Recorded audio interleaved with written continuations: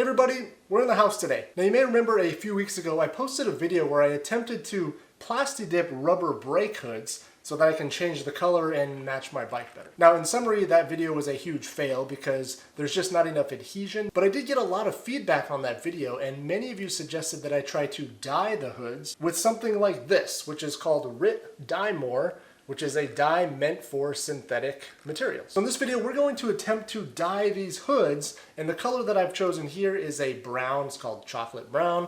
I really just want something that matches the aesthetic of the Ritchie Outback build, and there really are just zero options for the brake hood that I'm using, which is a Shimano R7000 in a brown or tan color. Okay, so I just gave the hoods a nice clean in the sink, just use some water and dish soap. So I've got the original hoods that came off the Brifters. I've got this like lavender one that I ordered off of Temu, and then I've got this like translucent blue looking one. And the reason I'm gonna try and dye all of these is because each one of these has like a slightly different feel to it. So I'm just gonna try and dye them all and see if anything takes. Now the proper way to use this is you're supposed to apply heat. So you wanna submerge whatever objects you wanna dye. For best results, maintain temperature of water over 200 Fahrenheit. Boiling water happens to have a temperature of 212 Fahrenheit. So I'm just gonna let the water boil here and that will be our steady state. It also says to add about half a teaspoon of dish detergent. So again, since I only have about a half gallon here, I'm just gonna put a few drops of dish detergent into my pot here. Now I believe the recommendation is to use stainless steel so that you don't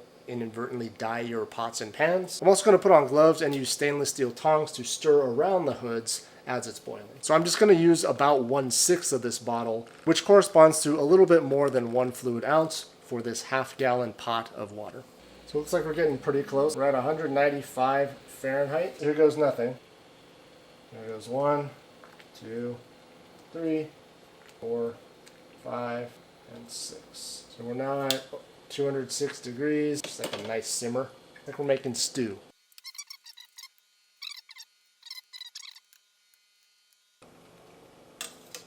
Alright, so we've been on for about 45 minutes. So I'm going to take them off the heat now. I'm going to bring the whole pot back to the garage area just to minimize the chance of destroying our kitchen here. And we'll see what they look like.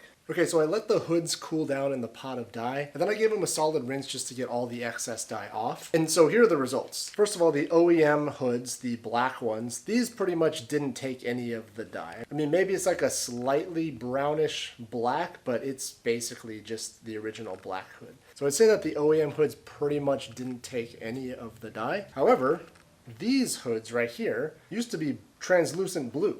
So these totally took the dye. And I'm actually really pleased with how these came out. I don't know, it's kind of like a medium brown with a little bit of red in it. I'm going to call this A&W Root Beer. I really like this color. And then these are the hoods that used to be that lavender color. So these started out as light purple, and they're just like a nice light brown. I'm actually really pleased with how these came out as well. Two totally different colors. Of course. I'm going to call this Werther's Original. And I actually like both colors. Now just for reference, these are the TRP levers that came off of the Outback. I really like these. The lever feel is really good. It's really nice, got the classic look to it. But I just couldn't deal with the Barend shifters. I needed the Brifter design just for my style of riding. And so this is what it used to look like here, kind of this light brown with the sort of medium brown bar tape. It looked really nice. It was very classy. Honestly, one thing to note though with these TRP levers, the top section where you actually rest your palm is pretty narrow. And so actually with these levers, after a really long ride, my hands would actually start to hurt quite a bit just because there's more pressure right where you rest your hands, whereas the Shimano style Brifters have a much wider base to rest your palms. It's just a little bit more comfortable for my taste. So just kind of up close, these are the two options that we had. This one, again, it's crazy. This started out like translucent blue. So now it's got this like nice, rich, dark brown. There's a little bit of red in there. So that's what that one would look like. So to give you a sense against the medium brown bar tape there. I think that one looks pretty good. And then there's also this one here, this sort of creamier, lighter brown. And that's what that looks like here. Also not a bad option. Option A, option B. Option B looks a little bit more kind of vintage, a little bit of a richer color. Kind of leaning towards this one, to be honest. I don't know, I'm having a hard time deciding. You guys let me know down in the comments what your thoughts are. A&W Root Beer or Werther's Original. Those are the two options on the table right now. I'm curious, what do you think? Let me know. Now, of course, I still have to get these mounted onto the bike and do a test ride to make sure that the color's not just going to wear off instantly. But first impressions, I'm actually pretty confident that the color is like in there now. Like, the material actually kind of absorbed some of the color. I gave it a good wash and I kind of just tested this, just like rubbed it against my skin, kind of like tried to grip it, get it warm in my hands, you know?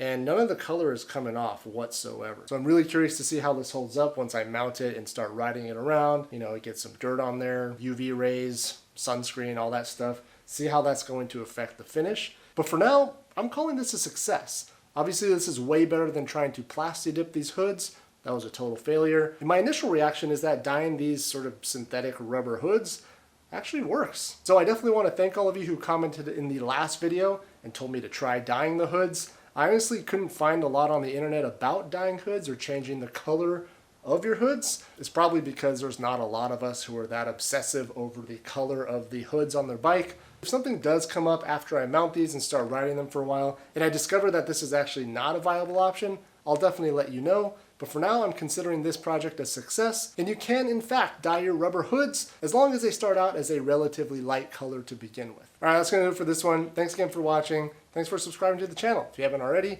see you next time.